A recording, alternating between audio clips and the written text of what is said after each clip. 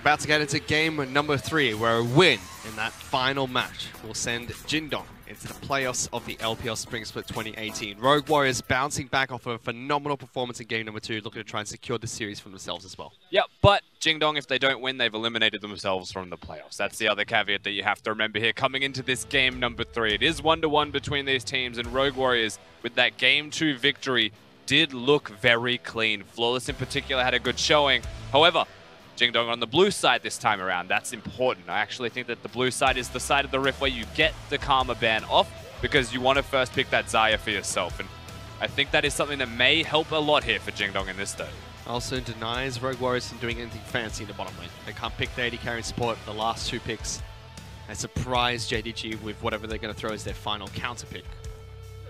JD though, although they didn't have the best performances in that match, Loken still played well throughout the entire series, and that's a shining light for them because RD, he's not been playing for the team. Loken stepped in, he's proven that he can be a good hyper carry. Even in the match they lost, he still played well. Yeah, he definitely did. I think he still had a perfectly fine showing. They second picked him, the Tristana. A lot of focus still went towards his AD carry of choice, and I don't know why in particular they would do such a thing. Of course, we speculated in that second game as to why. Ultimately, it didn't matter too much. He played fine, the team lost around him. It was assassinations constantly across the board from Yagao on his Orianna being decimated by a Kha'Zix of Flawless. That was what made the difference, and that could be something that needs to be addressed in this third game. I don't think it will be, though. I think the Karma is the biggest problem because it enabled Kha'Zix further, and that's where they may look. I also don't think you need to first pick Trundle. Maybe wait for the Olaf before you go towards the Trundle, and if they don't pick the Olaf, then pick something else that is a little bit more relevant in the dueling if they're going to pick a Kha'Zix against it. Because Claire had a fine match. He was able to get ganks going in the top lane, was able to facilitate with the pick stone to Kalua when he was rotating around the map. But there's not much you can do in teamfights. Yes, he could take resistances away from Mouse, but he wasn't the problem. His most played champion is Kha'Zix, Clid, so he could actually look towards that himself. There's the Zac, there's the Sejuani, there are Jarvan even, and Lee Sin. Clid plays the Lee Sin. This is a battle of the Lee Sin mains in our league. But first picking the Trundle, second picking the Tristana, but they're on blue side this time. Things will change. And that's what we have to look at. Perhaps blue side really is just a buff in and of itself by draft order. And it's allowed the teams not only to get a better draft order for themselves, but when you approach that mid game, if you have a lead, you can simply play around red buff and the Baron buff, which both Rogue Warriors and JD tried to do. JD were able to do it, they prolonged it. Took them about 44 minutes before they could close out the match with double Elder Dragon. For the side of Rogue Warriors though, they smashed it. They were able to pick fights at red buff, take Baron, and just end the game.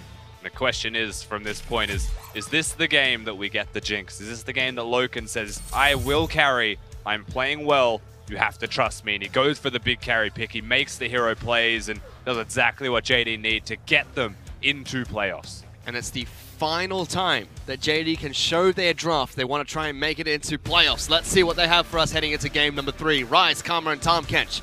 They're going to be taken off the table. Xayah still left available. That's the swap for the Karma ban. Galio, Swain, as well as Camille. They're going to be the 3 bans coming out from Rogue Warriors. Xayah instantly locked in for Loken in the bottom lane. Exactly what we said should happen does for JD this time around. Rogue Warriors is very quick to respond, though, taking the Ornn away from Zoom. I have a feeling that Mouse has understood full well that he's not a big fan of the double pillars zoning him away from top lane. No, he is not. And that's 2 games already that Zoom's played the champion. Now Mouse gets his chance. Rogue Warriors also decide to split up the lovers duo in the bottom lane. They pick up Rakan as their support of choice. It's always a risky decision to go towards the Rakan. Not many teams commit to taking away the duo. Instead, they'll generally go towards a counter themselves as a strong 2v2. So now this causes a spanner to be thrown into the works. In fact, the only team you really see do this is SKT. Why, hello. Leona gets picked up as the support of choice for Lumao. Up against Kalua's Rakan. Let's see if Rogue Warriors showcase what their AD carry is going to be paired with that during the last few picks in the draft phase. And a Gangplank locked in for Zoom, going for a carry, top side of the map for JDG. A lot has changed right now through this Game 3 draft. The Gangplank early rotated, knowing that the Ornn is there. Wants to carry, wants to contribute damage towards the later stages of the game. The Kha'Zix once again for Flawless. Has acknowledged what he was doing well on. Everything has shifted. The dynamic of drafting has completely changed. You said it yourself during that match. What was different between this Rogue Warriors and the Rogue Warriors that have been present for the past 3 series that they've lost has been Flawless. Stepped up in that match on Kha'Zix. Makes sense to let him go back on something he felt comfortable in that last game. Let's see if it's going to be Predator once again. So normally it's Electrocute. Played it well with the Predator Mastery. Certainly did. Embracing the Korean style, it seems. I know Raz mentioned that on the analyst desk. I like that a lot, but I also like that they've banned the Kaiser away. Yes. Don't want to give that one over. They've picked a low-range AD carry. They've picked the Leona. There's a chance they could just focus and kill Kaiser. But with the way that Rogue Warriors play as a style, with the fact that SMLZ can reposition himself individually, doesn't need the team to protect him constantly, it felt like the perfect pick for him as a player. Even throwing bans Doinby's way. Cassiopeia is going to be the target of ban at Doinby. Whereas for Rogue Warriors, they take away the two crucial tanks in the jungle. Only Skarner is really left available for Clid if he wants to pick up a tank. Zac is Sejuani off the table. But it's a Varus lock-in for Rogue Warriors. They know what their bottom lane's now going to be. Varus Rakan. Some engage from that bottom lane. The Ornn also with some mid-range engage. And there is a decent amount of damage to be seen from the Rogue Warriors roster. They just need to round it out with anything they would like, honestly, in that middle lane. A split pusher would work a treat. Something that can assassinate work. The 2v2 would be just as nice. The rest of the composition from JD now starting to come to fruition. And they decide to go for that final meta tank in the jungle of Skarner, locked in for Clid. Of course, the Zac and the Sejuani were banned away from him, so it was the next best option for himself. The level 4 jungler, though, against the Kazakhs, who wants that level 3.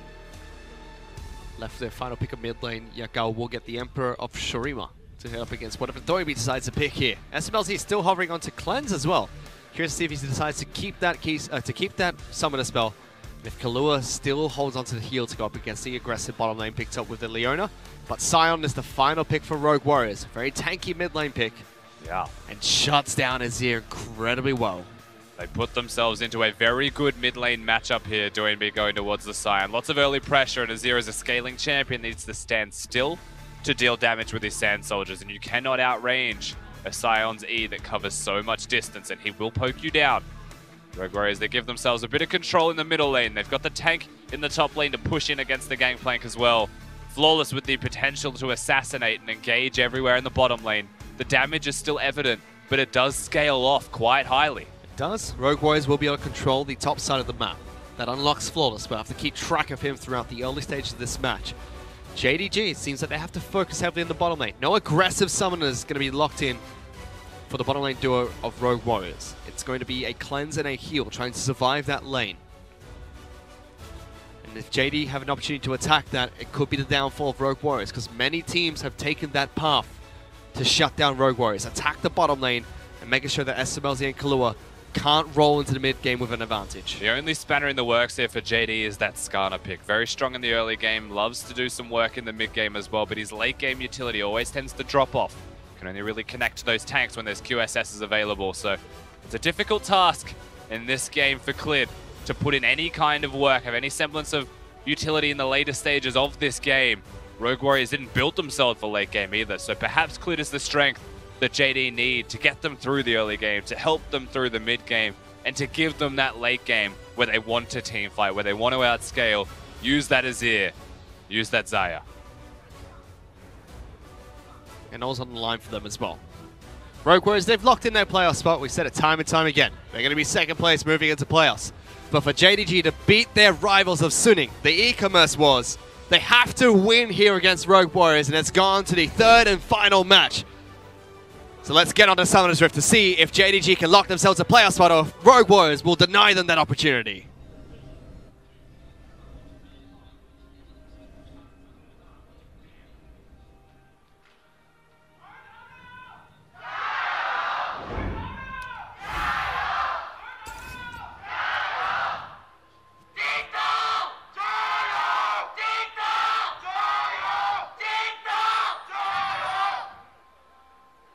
He's still there, Rusty. That's going to be the last cheer we get from Jindong, unless they win this match and make it into playoffs, knocking out their rivals of Suning Gaming. Do it for the guy that yells loudly, Jingdong.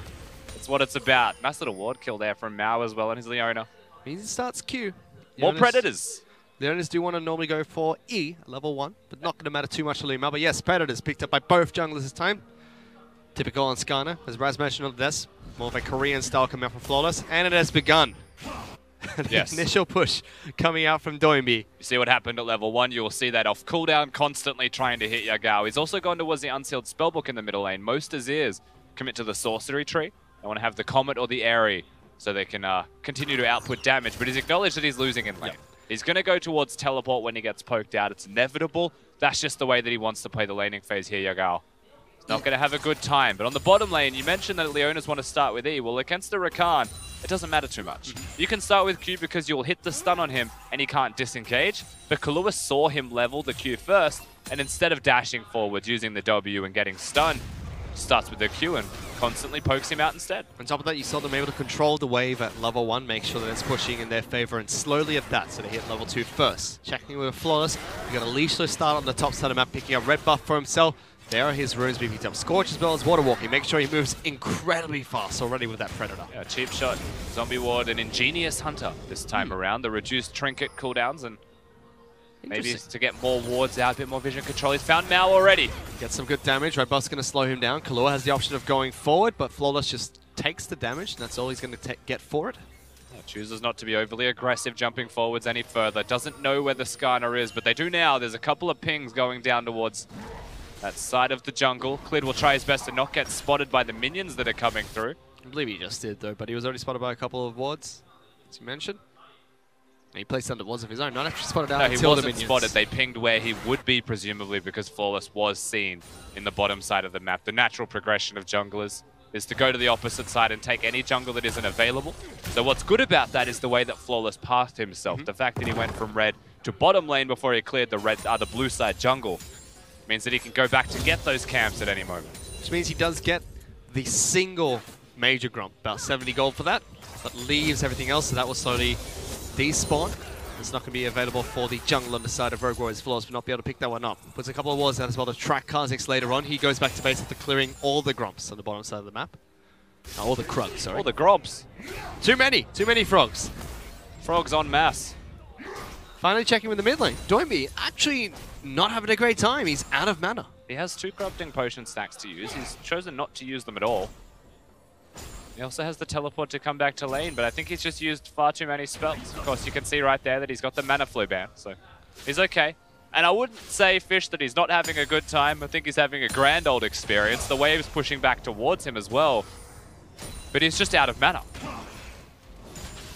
One of the first times he saw this was when it was debuted by RNG Xiao, who played in the mid lane quite well.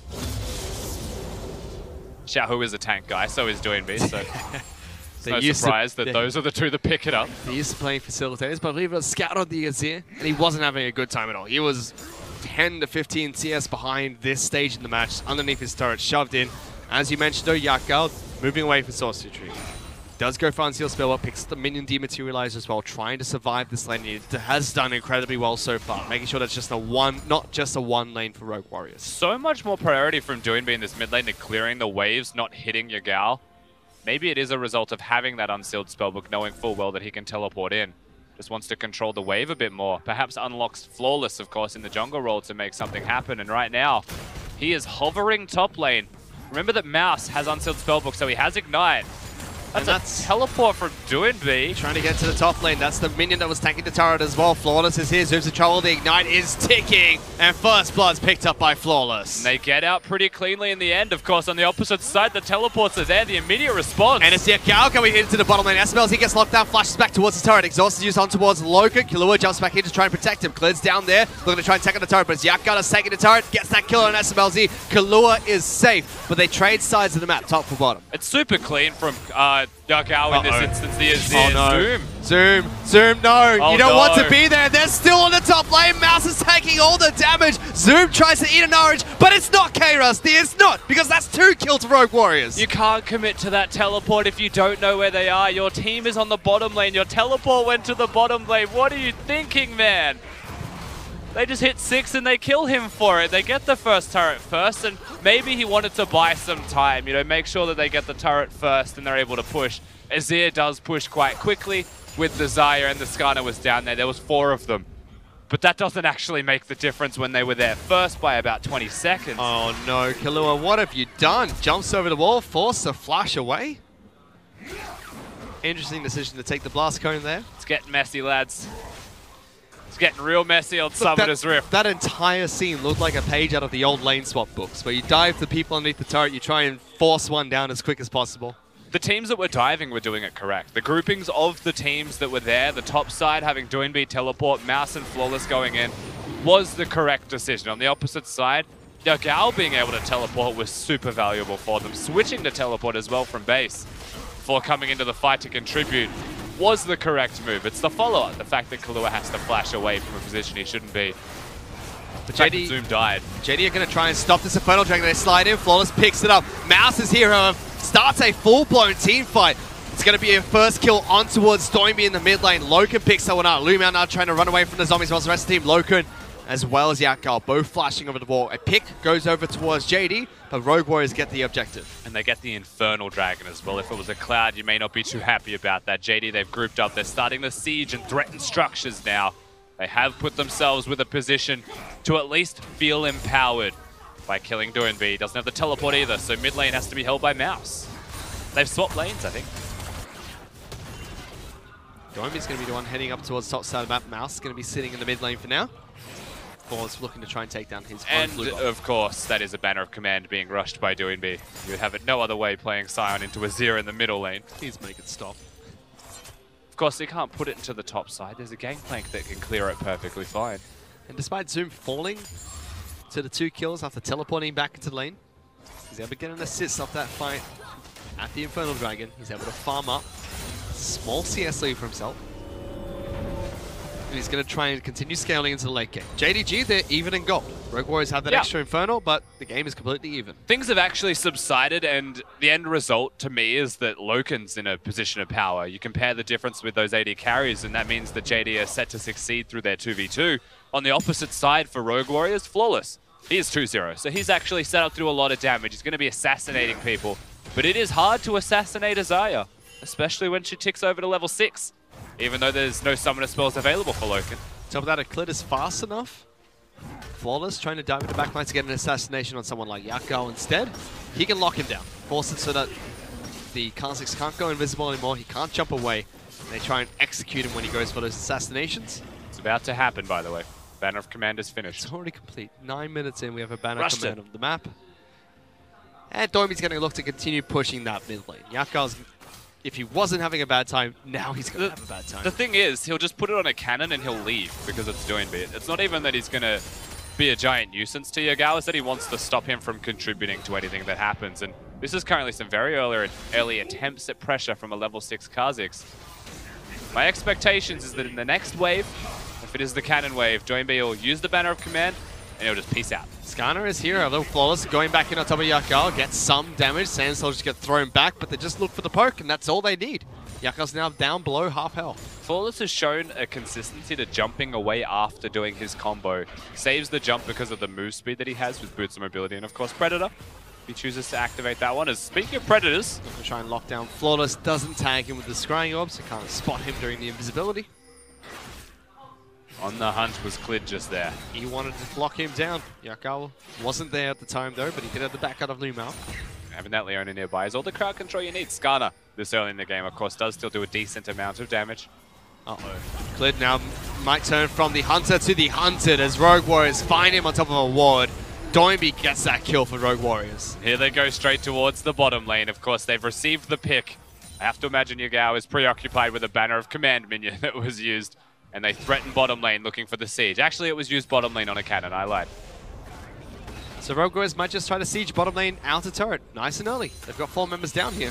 Teleport's available for Mouse, and he's even rotated into the mid lane to deal with the pushing that's come out from Yakao. Yeah, I don't even think it's a case of try. JD know that it was going to happen, that it would be successful. They didn't want to deal with it. They didn't want to stop it from happening because they couldn't. And so they go mid lane. They group up around there instead. You could even see Loken hovering the area on the Zaya, looking for the opportunity to perhaps siege there if someone steps up too far. But Doinb recalls. He doesn't walk back to mid lane. So they don't get a pick. And that just means that it is a victory overall by Rogue Warriors, getting a pick on a Skarner and going to bottom lane and getting a turret. And that gives them a 1,000 gold lead over JDG. Just 11 minutes into the match. One of the first times we've actually seen the blue side team put at a deficit. It's a small deficit, but it's a deficit nonetheless.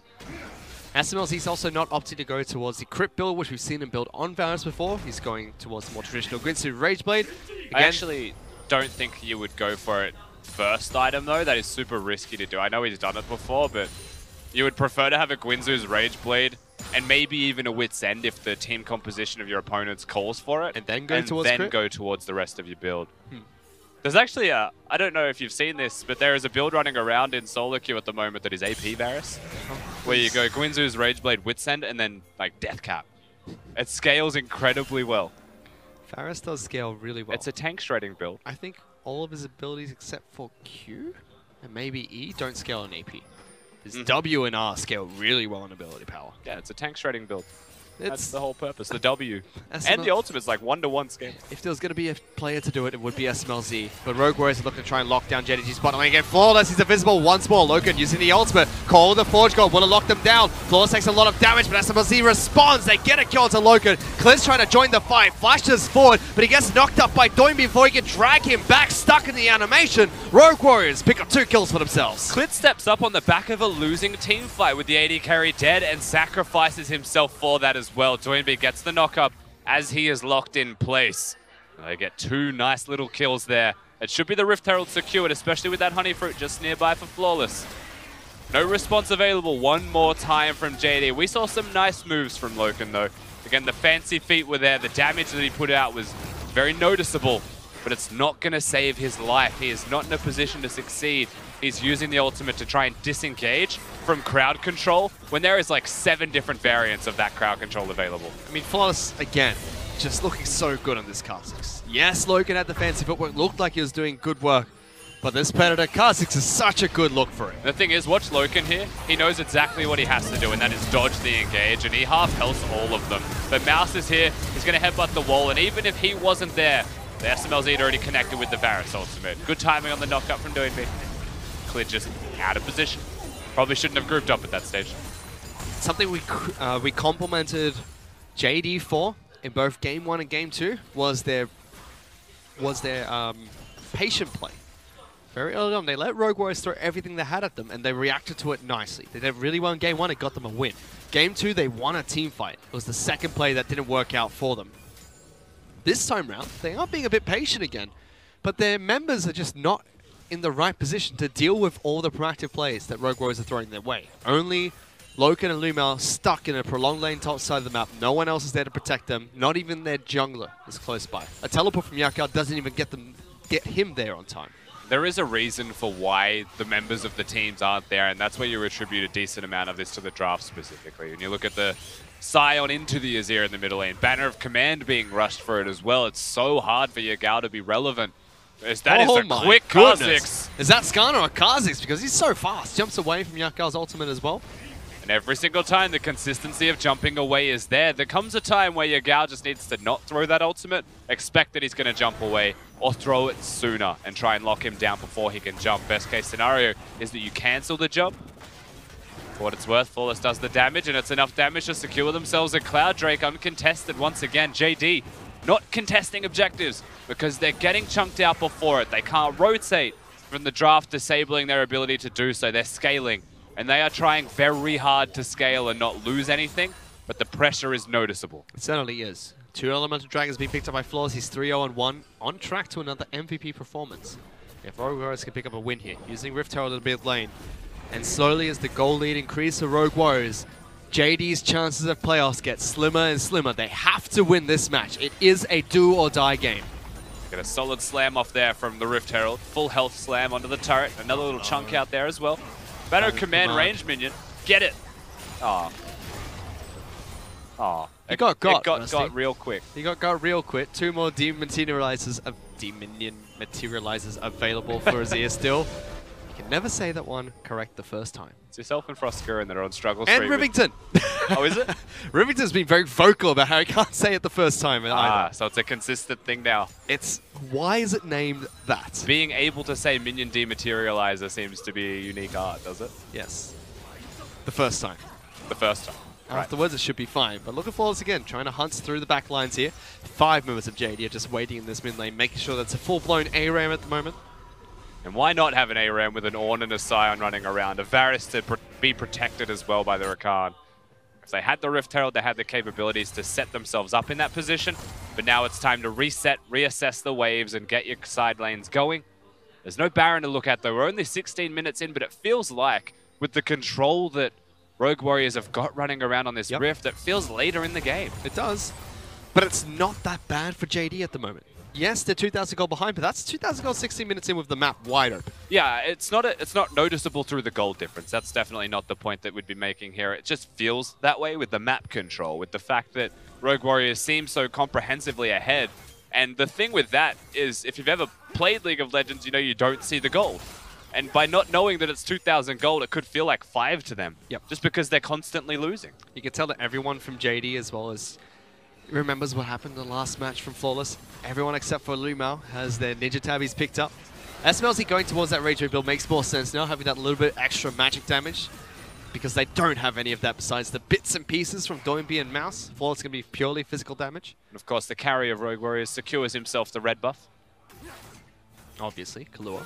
As you do. Skarner was sprinting at it, but I don't think that was intentional regardless. Doinby takes it away from SMLZ. Doinby top side of the map, still pushing against Yakal. Forced away from his turret once again. Mid lane out of turret is going to be fairly low. Predator's being used by Flawless again, just trying to make sure that JD are constantly aware that Kha'Zix is running around the map. It's the place to be, this middle lane right now. They've actually set up the 1-3-1. They've got their tanks going to side lanes and grouping to mid lane constantly. And now the grouping happens one more time, threatening. Ever present is the potential of an engage from Mouse, or a flank from Doinby on his Scion. But the longer that JD can hold this turret, the more time Zoom has to farm. 40 CS up over Mouse. He's got his Trinity Force complete, looking for his Youmuu's next. With Kleptomancy from his early gold when he was going 1-on-1. He is pretty far ahead. In fact, most of the gold difference being nullified, you would imagine, is through Zoom right now. Has to be. That CS differential is enough to keep you in it. Normally, Ornn wants to be ahead in farm, but the way Mouse plays League of Legends is not conducive to getting a farm lead ever in his life. No. You wouldn't know what to do with it. And we talked about how teams recently have been able to pick on Mouse. Kind of going back to what we thought about Mouse when he first joined Rogue Warriors. Yes, you know, he's a top laner that does all right, but he's one that can be bullied. He showed us during the early stages of the split that that's not the case anymore. Recently falling back to that same form. Mouse is a top laner with a purpose, Fish. Yep. He does his job. Whether it wins or loses, he tends to do the same thing. It's about how the teams play around his existence and his consistent job. Which might make the pickup gameplay worthwhile for JD, because that's going to be the playstyle for Mouse all the time. Oh my goodness, Clear actually going aggressive. There's a teleport in here. Flawless is getting very low. About 500 hit points. Forces the teleport cancel out of Mouse. And it was a nice poke on the Flawless, but he still has the summoner spells available. Gets the blue buff with the smite. All that really does is slow the pace of the invades, the vision, and the game down a little bit further. And that is still that end result. They're still scaling. They need to get to the item spikes, though. Scaling is one thing. Getting to those spikes lets them get the kills. And that's what we were talking about. Zoom on this gangplank. He's up against Mouse. Mouse being that role player of the team. He's not a bad player, but if he's going to keep playing this playstyle, will allow Gangplank to farm, pick up massive waves that are pushed on towards the turret like this. But what are those item spikes that we're looking towards for JDG? Because Mouse already has 2 of them. How many more do they need before they can start fighting Rogue Warriors? They probably look towards 3 items, I would have to expect. There's so much magic resistance and armor that's going to be picked up by the tanks running everywhere that a 2-item spike generally isn't enough. You need the 3rd item because that'll be your armor or magic penetration. Okay. So the Last Whisper of the Void Staff's the place to look. Right now with the Liandry's potentially done from Yagao as his 2nd item of choice, damage amplification. That would be good for damage over time against tanks, which naturally will happen. But until he gets the Void Staff, 10% increase on what is no damage isn't really anything.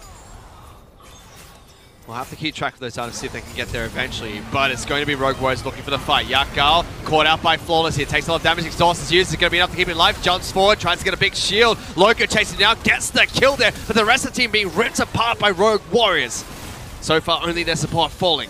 1-for-1 trade. Jungler for support should be in favor of JD. Zoom still looking. They've lost their turret, however. Emperor of Shuma is going to put up 1 for himself. Rogue Warriors go for the pick. They don't get it. Clid was trying to see if he could collapse onto Kahlua. Doesn't drag him back into the squad.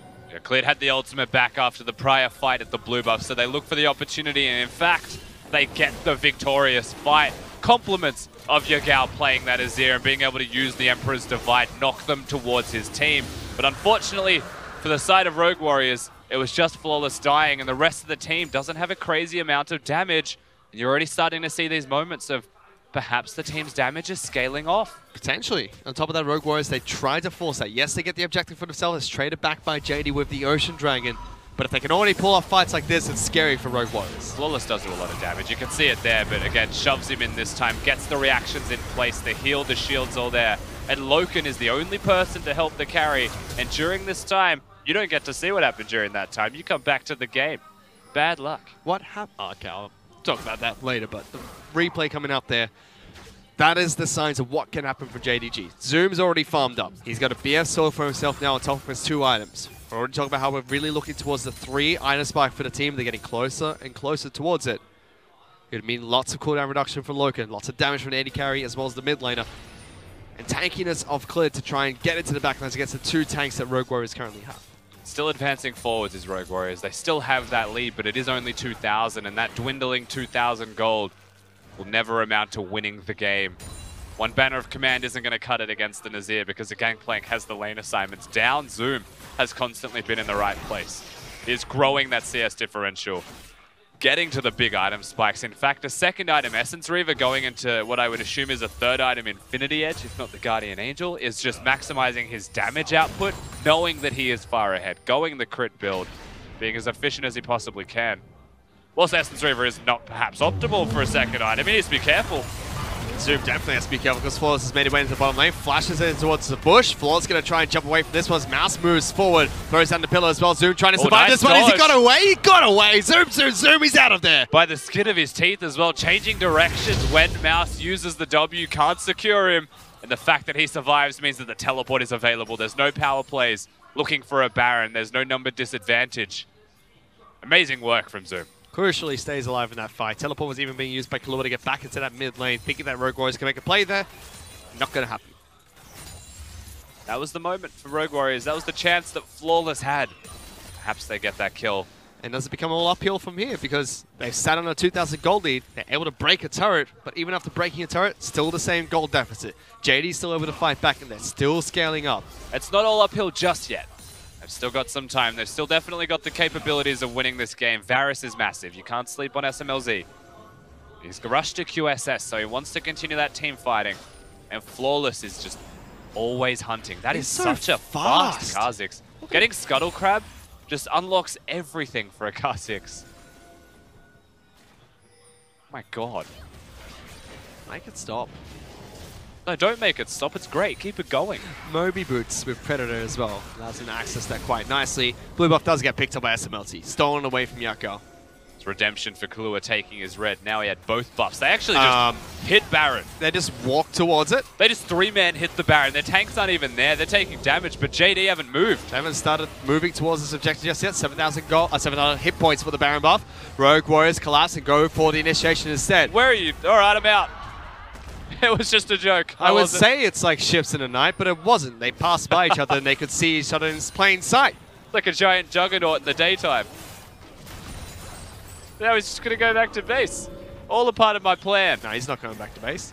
Look, he might not have the ultimate, but that's the key flank coming out from Doinby. Locks down Lumao first. Ultimate gets used. SMLZ instantly uses his own QSS. Clear jumps forward. Is able to pull one back. Rakan with the initiation. SMLZ still alive. And they're still looking for a fight here. Doinby gets taken down in the zombie form. Instantly killed by JDG. And it was a flank from Rogue Warriors, but JD win the fight. They end up trading 1-for-1. Baron no longer able to be looked at. They're still trying to hunt down Flawless here. He's made his way inside of JD's jungle, gets the invisibility, puts a couple of wards down. JD is still trying to control this pit. They will be able to clear out a couple of wards quite successfully.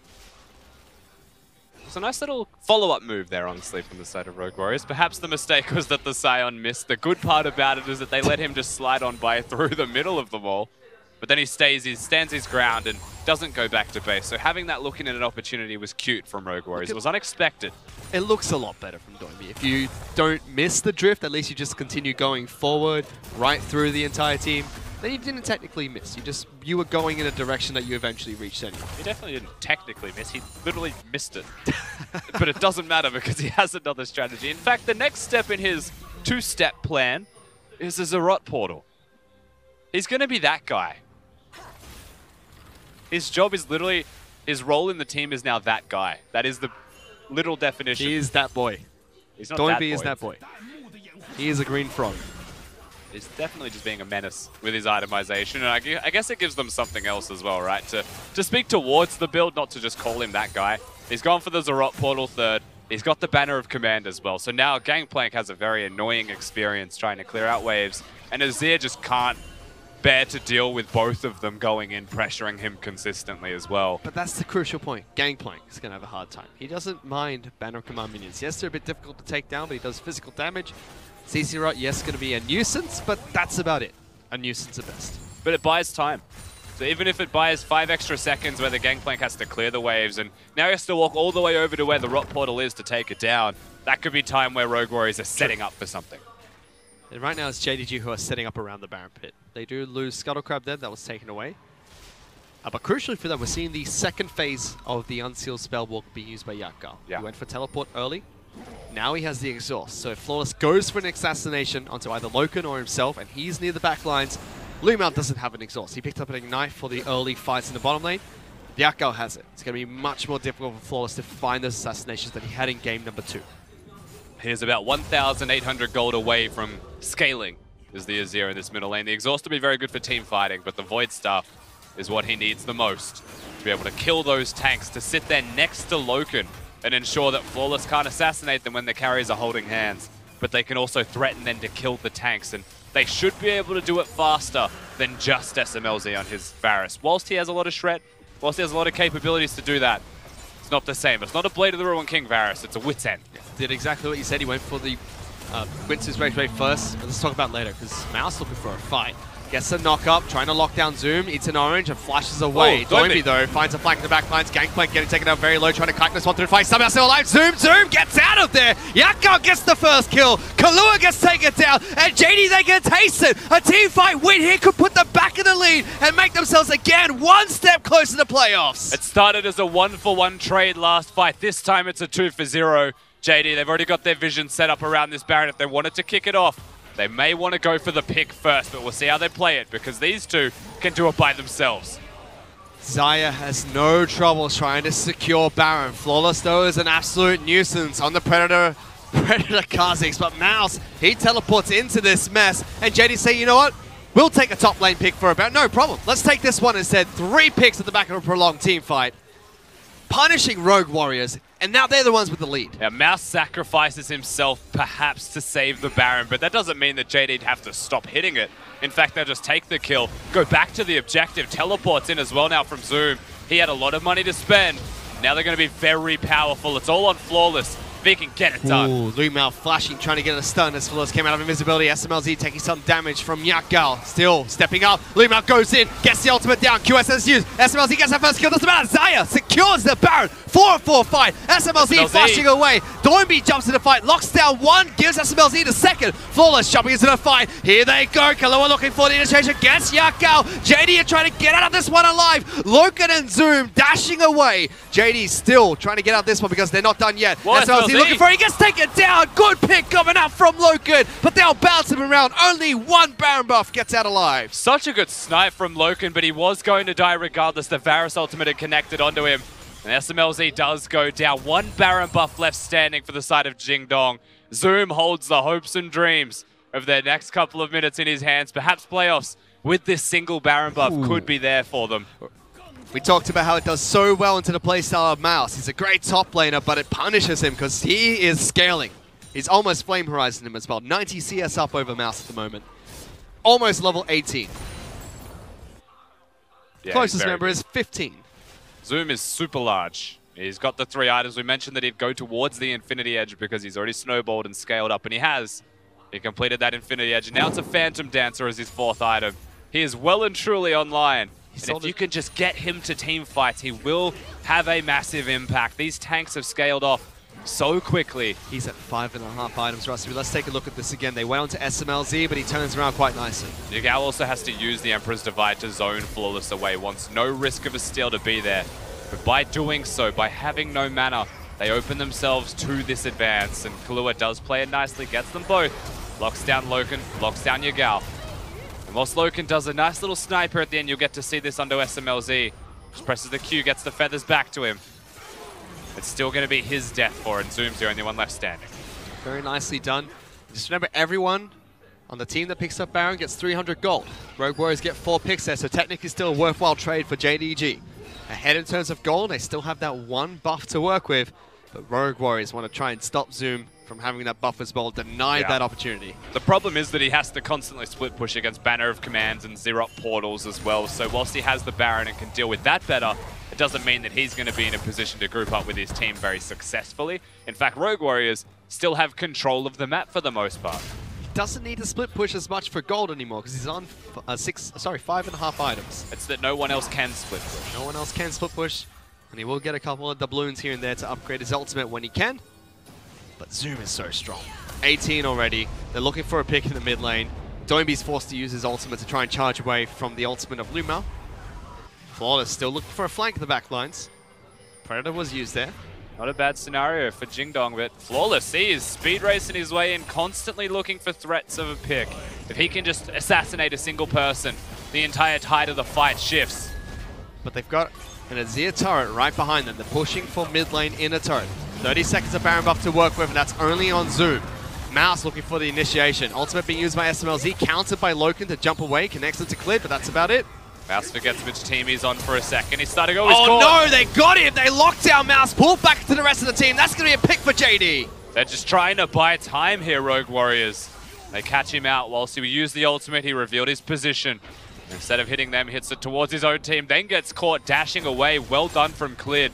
Now JD pushed forwards. No Baron though. Flawless is taking red buff. While his team's turrets are being taken down, JD will march through the mid lane against Rogue Warriors. First Inhibitor turret taken down, Inhibitor's going to be next. And what looked like Rogue Warriors dominating the early game, JD able to play patiently. They fight back and now they are in control of this match. Yeah, full acknowledgement that they weren't going to try and trade that. They weren't going to try and fight for that. They just sacrificed the Inhibitor out of necessity. They have to try one more time to push out their waves, perhaps build themselves up for another team fight, because there may only be one more opportunity for Rogue Warriors, and they get outscaled almost entirely now. One mum spaghetti left for Rogue Warriors to try and stop the scaling from happening for JD here. Still ZZ Rock Portal, as well as Banner Command being used by Doinby to continue pushing for him. Remember, he got revenge. Everyone from Rogue Warriors, except for Kalua, who's the rookie, got revenge against their former teams. Would not be great for Doinby if the first time round it was narrowly very close against JDG, and then he drops it and allows them access into playoffs the second time round. So, fun fact, of course, having Xerox Portal against Super Minions isn't a good thing.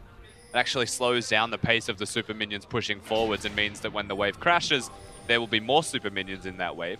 So it's actually a bad thing to place a Xerox Portal in a wave that has Super Minions there. In saying that, it's only the mid lane, so it doesn't matter too much in this case. It's usually a problem in longer lanes. And SMLZ should be able to clear that one up.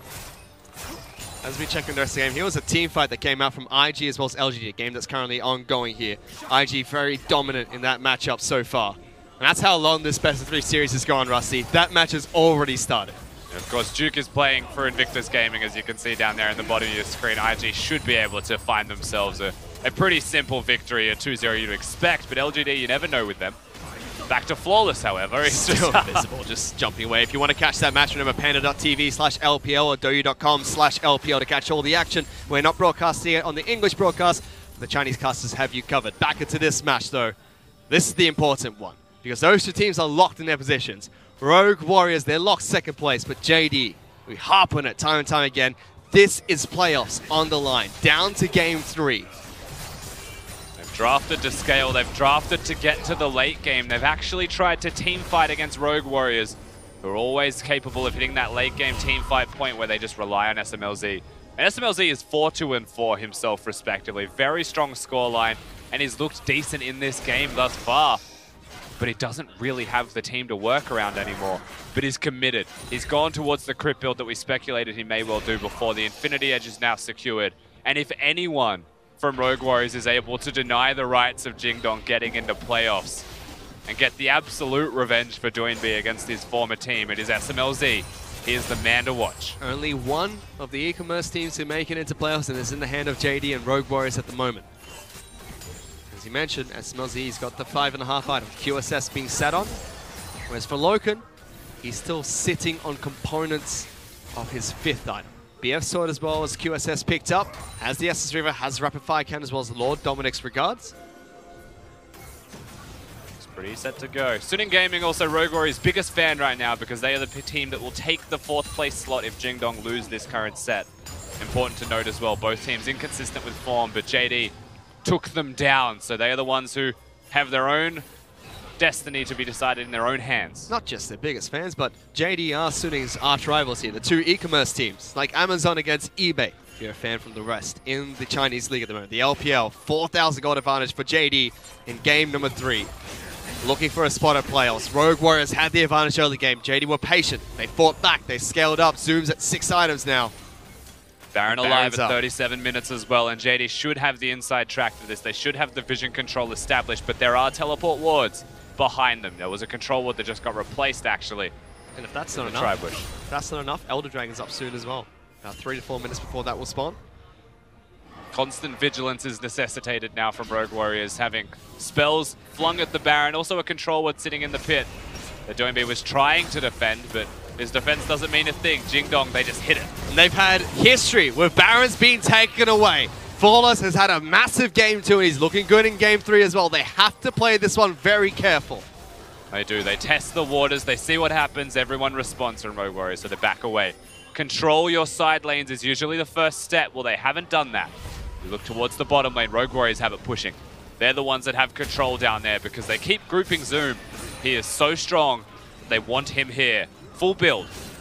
They just got rid of the blast cone, though, so it's going to be difficult for Rogue Warriors. Aston's Baron's getting down very low. Flawless is here. Not invisible at the moment. 4,000 hit points. They turn for a fight. Zoom throwing out the ultimate killer adjust, and everyone piles in. SMLC's untouched at the moment. Gets a kill onto Lumel, but JDG, they group it up strong as a team. Now turning to SMLC. Gets out alive for now, but Zoom, he's so big. Double kill being picked up. Still trying to chase that remaining moves. It's 3 on 2, but who can stop this Pirate? He is massive at the moment. Mouse will be the final casualty, and only 2 players from each team exit alive. Zoom is able to put in the carry performance, but still so good from Rogue Warriors to get a team fight that even goes equal in that instance. Teleport's coming out. They've got bottom lane pushing. The fact that that fight went even is still a win from RW.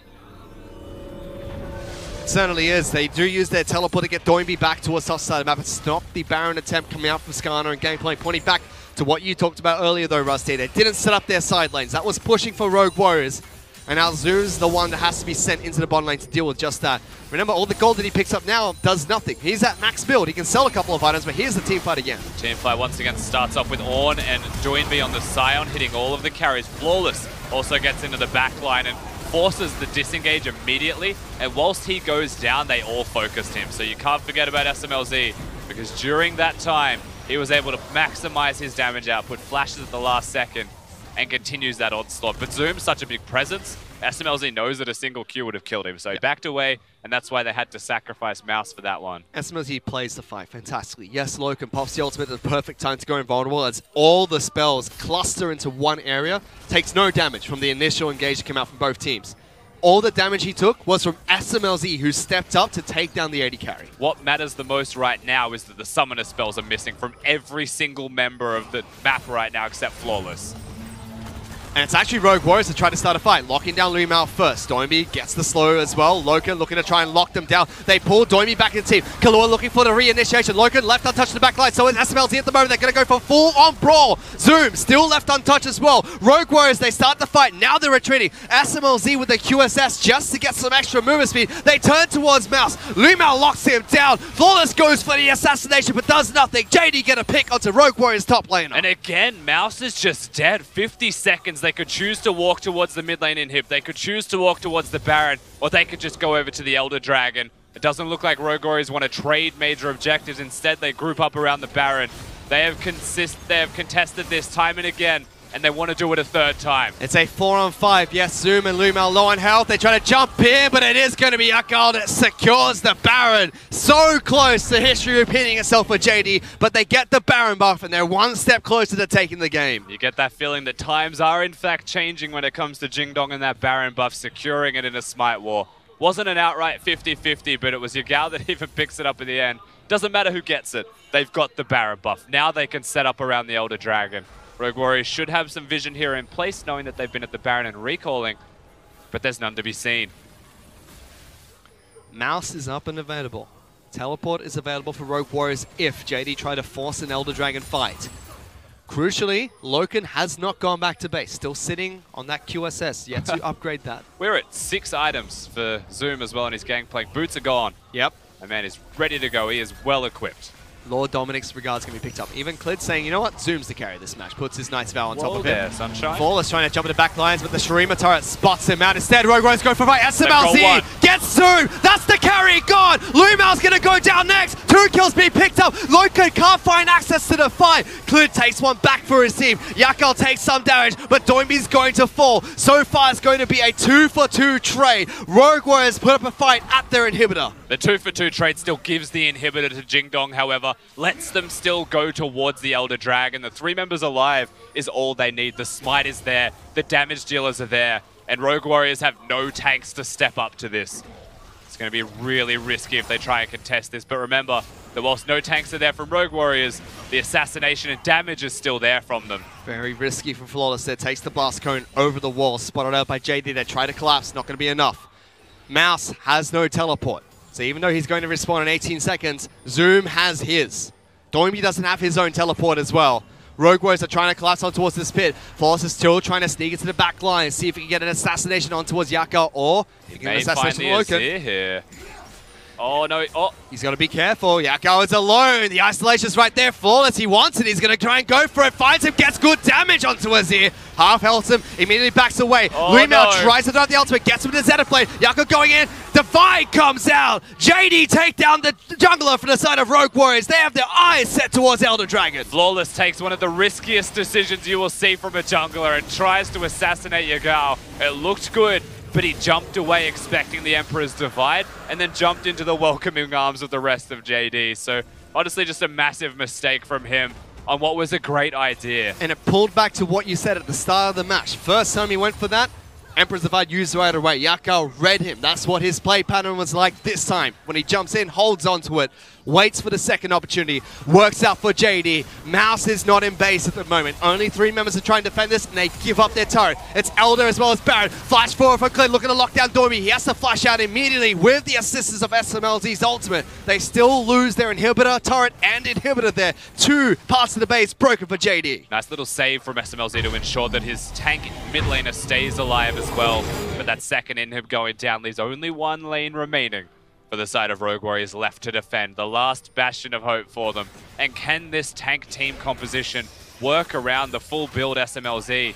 Can they actually get that nearly impossible team fight right now with the comp that they've got going? They just looked way too outscaled, especially against the Elder Dragon. Back to the same point, or similar point that we saw in Game 1.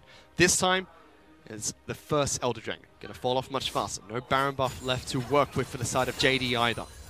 They're pushing towards the final lane that's left for them to push down. Top lane, inner, as well as inhibitor turret are left open. You were talking about SMLZ earlier. He is the carry to watch in these team fights. He could make or break the fights for Rogue Warriors, unless Flawless can find that assassination attempt. It's really hard to assassinate now, though. Yagao's gone towards a stopwatch as his last item. We'll go towards the Zonias eventually, but just having the stopwatch means that how is Flawless going to do that? The second Flawless reveals himself and he's standing on top of Yagao. Stopwatch can come down, and then Flawless is out of position. An upgraded Infinity Edge coming up from SMLZ here as well. On gives those item advantages. Flawless is still trying to see if he can find a way into the back lines, but look at Clit's positioning.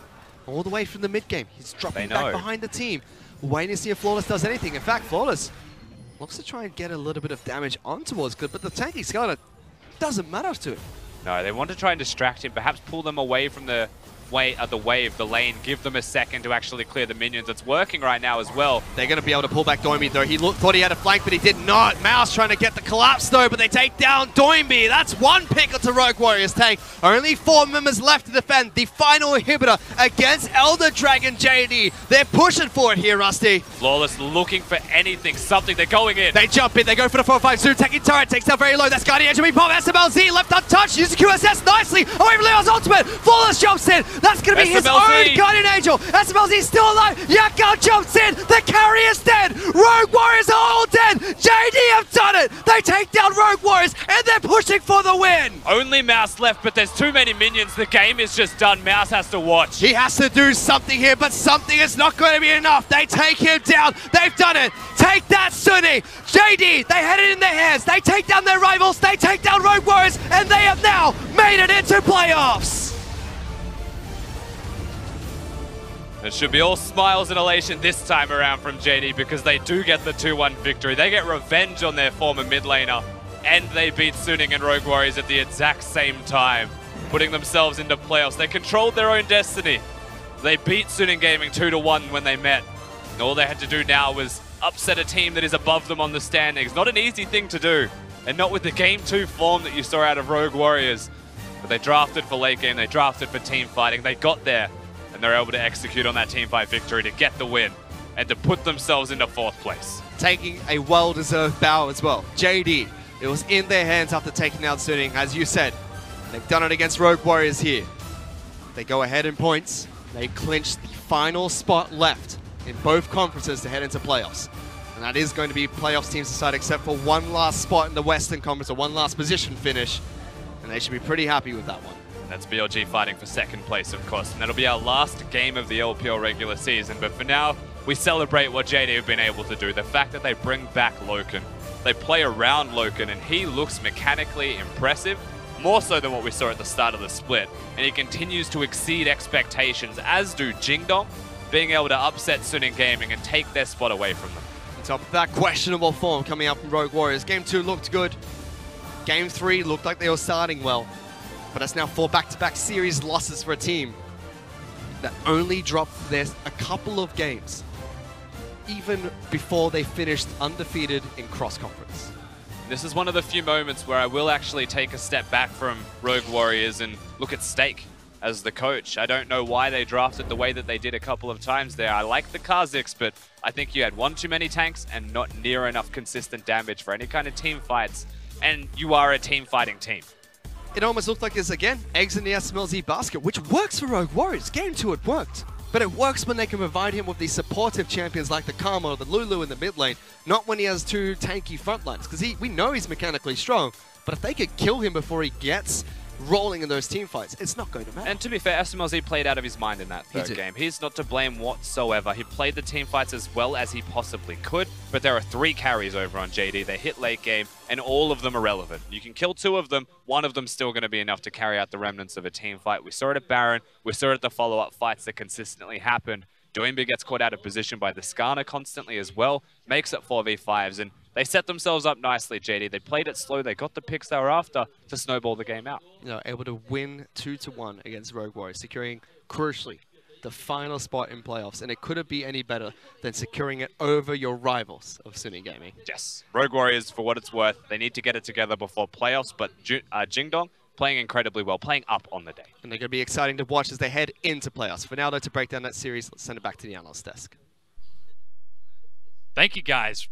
Jingdong, I cannot believe the conditions were met. They had 3 hurdles that they needed to get over. They leapt over the first one. IG tripped and stumbled at the second. They got to the third. They took to the skies, and they stuck the landing. Rogue Warriors fall, and Jingdong advance into playoffs. Holy cow, Raz! It wasn't easy. It wasn't an easy road. Somewhere along the way, of course, it would have been easier if they were able to take down LGD. Yeah, so well, being put in a position to take down the 2nd best team in terms of just the standings at the last day for your conference, I mean, it was clutch for them to come out and take the victory. And it wasn't easy going to Game 3, but they did it. Yeah, and of course, we do have to follow up that with this. This is Rogue Warriors' 4th match loss in a row, going into playoffs with a quarterfinal seed. So this is not exactly the position you want to be for Rogue Warriors. I mean, we just got the chance to see Doinby's face after that series. Last time he played Jingdong, he leapt out of his chair laughing and smiling. It was a very different expression, and considering how he needs to play in a week in the playoffs,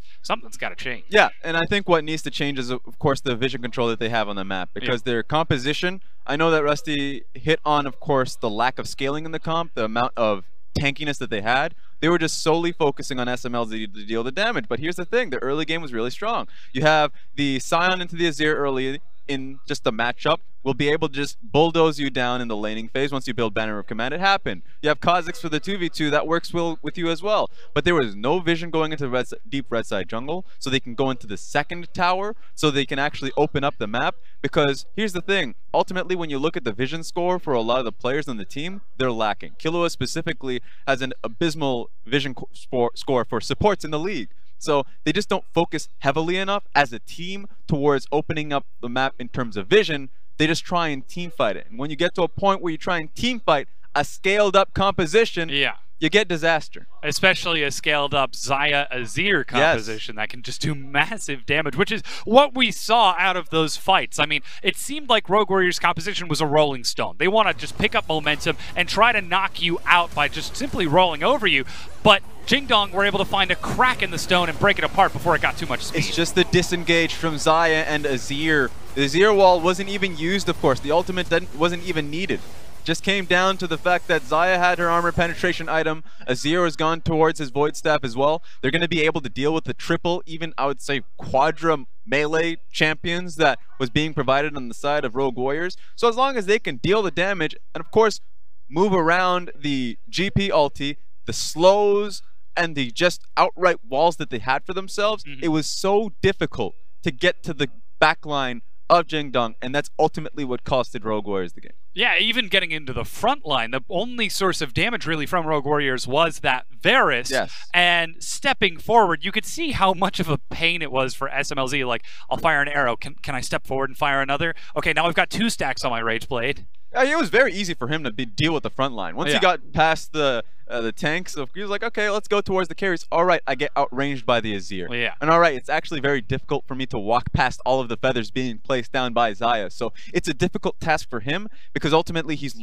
looking towards his own tanks to walk forward, but they're starting to get shredded. And so that was just on Rogue Warriors to blow open the game really early on. And the moment they didn't do that, you saw how difficult it was to even get past the lineup of Jingdong. I think that Kazakhs did a good job, Flawless did a good job in looking for opportunities for a flank, but the moment Jingdong just stuck into lanes and used the Azir turrets to just keep them safe in the back, it was so difficult for him to work out. That's the fight we saw in the mid lane, but this is the one that ended the game. Doinby steps forward and gets caught, giving up the mid laner of Rogue Warriors to JD.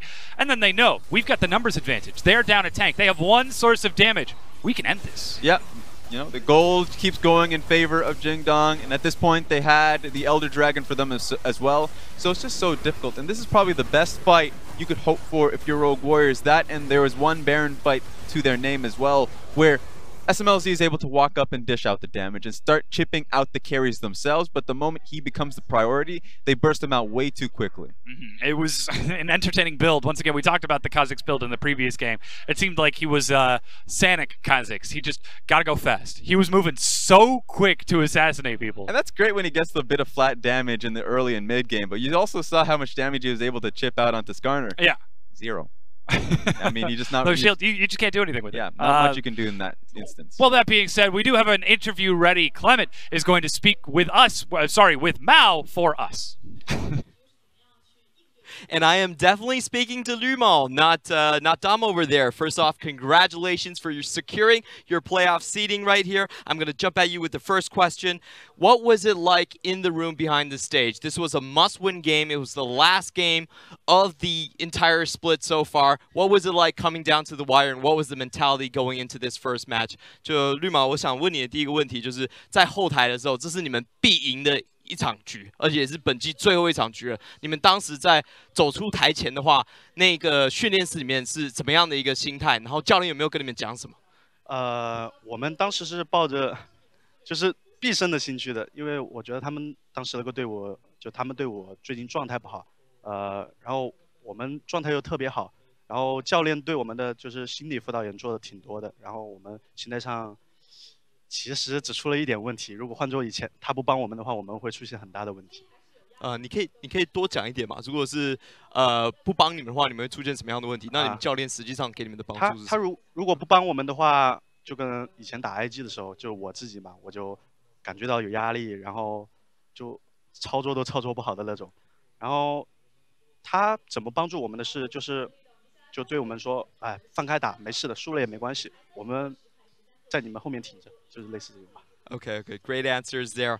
So Lumao said that they did treat this as a must-win game for them, and they also knew that Rogue Warriors was having kind of a rough patch right there. And he did say that the coach gave them a lot of help, UDJ gave them a lot of help, and that he didn't let them slide into the slumps that they had versus IG Gaming. I then followed up a little bit and asked him, like, what actually did the coach actually say, and how did it prevent them from going in? And Liu Mao said that in the past, when he was very nervous, he couldn't even really control his own champion. That was how much pressure he felt. But UDJ was able to come in and tell him it's just like, you know, play to your best, loosen up a little, and just try to perform, and we have your back. And that's how they pulled this magic trick out of the hat. So my second question for you right now is, obviously this has been a very up and down season for you so far. You guys are a very brand new team. Looking back at the season, what do you think that you're most proud about your team? 就第二个问题，我想问一下，就是你们这一季的话，其实也是算是起起伏伏的。那本季已经到最后一个赛点了嘛？那我想问一下，回首的话，你觉得你最骄傲这支新的京东队伍的话是什么东西？是什么？最骄傲的东西，我觉得还是就是说的简单点，然后开赛的时候，别人都不看好我们这个队伍，都觉得我们是最下层的队伍。然后我看到我就特别生气嘛，然后我就一直我们队伍也挺争气的队友，然后就慢慢来，慢慢爬，从开始的好到不好，到现在进入季后赛，我觉得真的挺好的。Okay, so Liu Mao is most proud about the fact that they actually made it when everyone didn't see them as a strong team. They were pinned as a bottom barrel of the LPL, and that made him incredibly angry. And they just started slow and steady from the start, from being a good team and then having that turbulence and then finishing strong in the end. And that's what I'm most proud about my team, that we did make it at the very end. So my final question for you is, over on the western side of the bracket, we do have BLG and Snake still fighting for this slot. Which team would you rather face and why? 那我们现在如果看到西区的话，你们有可能对上的队伍是这个蛇队跟 BLG 这样子。那你可以大概跟我们讲一下风格上，你们比较想遇到哪一支队伍？为什么吗？我觉得除了 IG， 我们都不在乎。Okay, strong statements from Liu Mao. Aside from IG, we don't really care which team we face right there. Thank you for the interview so much. We're going to go into a short break and come back with RNG versus TOP.